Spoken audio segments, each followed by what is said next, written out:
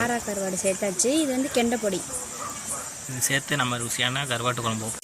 அதுக்கு தேவையான வெங்காயம், தக்காளி, கருவேப்பிலை, ஒரே ஒரு பூண்டு பல் எடுத்து நறுக்கி வச்சுருக்கேன். ஹாய் ஃப்ரெண்ட்ஸ், இப்போ வந்து என்ன பண்ண போகிறோன்னா கருவாட்டு குழம்பு தான் வைக்க போகிறோம். அதுக்கு தேவையான சோம்பு போட்டுக்கலாம்.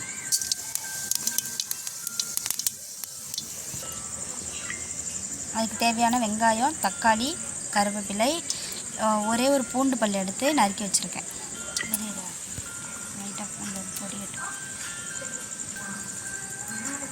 சோம்பு பொரிஞ்சிருச்சு. இப்போ வந்து வெங்காயம் போட்டுக்கலாம்.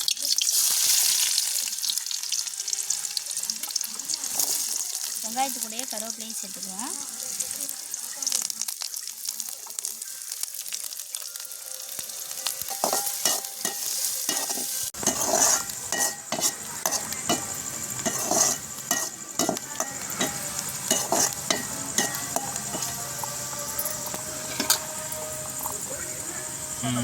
அடுத்து தக்காளி சேர்த்துக்கலாம். வெங்காயம் வதங்கிடுச்சு, அதில் தக்காளி சேர்த்துக்கலாம்.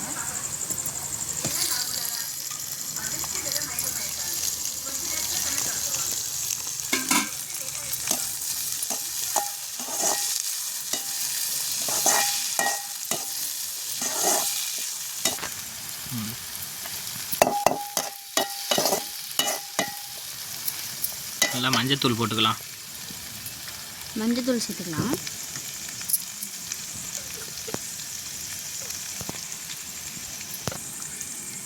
அடுத்து மிளகாத்தூள் சேர்த்துக்கலாம்.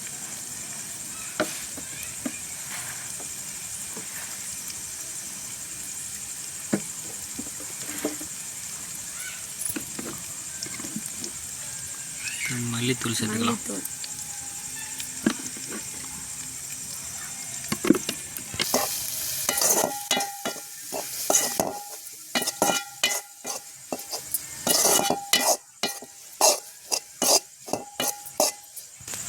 புளி கரைசல் எடுத்து வச்சுருக்கேன், கரைச்சி வச்சுருக்கேன், ஊற்றிக்கலாம்.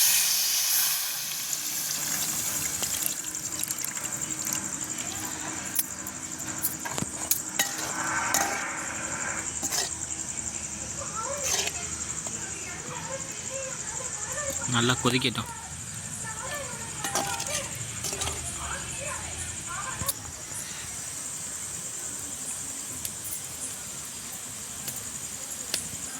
பாருங்க, நல்லா கொதித்து வந்துக்கிட்டு இருக்கு.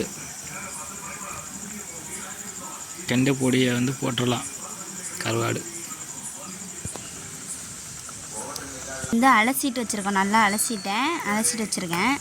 இது வந்து கெண்டை பொடி கருவாடு. இது வந்து ஆரா கருவாடு தெரியுமா? அந்த ஆரா கருவாடு. இது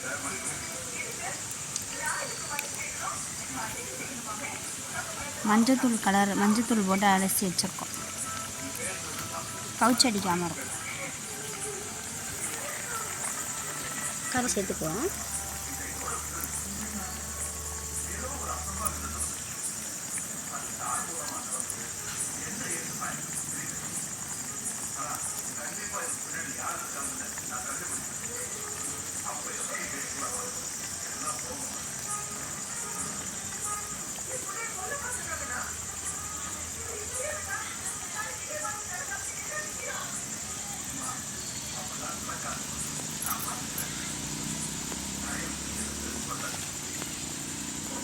என்ட்ரன்ஸில் வைக்கிறதுக்கு எடுத்த உடனே ஓடுல அதுக்கு பாருங்க, கருவாடை சேர்த்தாச்சு.